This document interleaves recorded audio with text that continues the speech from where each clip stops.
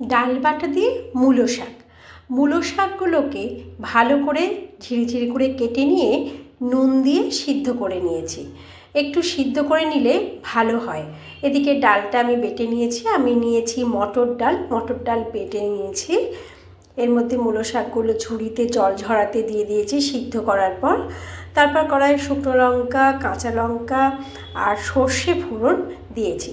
দেওয়ার পরে এর মধ্যে দিয়ে দিয়েছি সিদ্ধ করা মূলো শাকটা দিয়ে ভালো করে নেড়ে নিতে হবে। তারপর ওর মধ্যে দিতে হবে একটু হলুদ আর নুন আর হলুদ দিয়ে ভালো করে নেড়ে নিতে হবে। যেহেতু এটা আগে থেকে সিদ্ধ করা, তাই বেশিক্ষণ লাগবে না এটা। তারপরে দিয়ে দিচ্ছি মটর ডাল বাটাটা, দিয়ে ভালো করে নেড়ে নিতে হবে। এই রান্নাটায় একটু তেলটা বেশি লাগে, কেননা যেহেতু কাঁচা মটর ডাল বাটা দেওয়া হয়, সেহেতু মূলো শাকে একটু তেলটা বেশিই লাগে দিতে। ভালো করে নেড়ে নিয়ে সুন্দর করে ভাজা ভাজা করে নিতে হবে।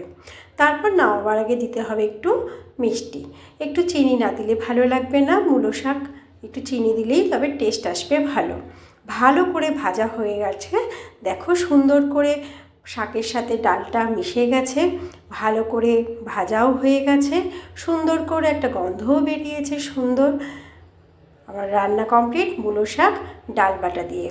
দেখো ভালো করে যত খুন্তি দিয়ে নাড়বে তত সুন্দর মিক্স হয়ে যাবে ডাল বাটাটা। দেখো হয়ে গেছে, নামিয়ে নিয়েছি আমি।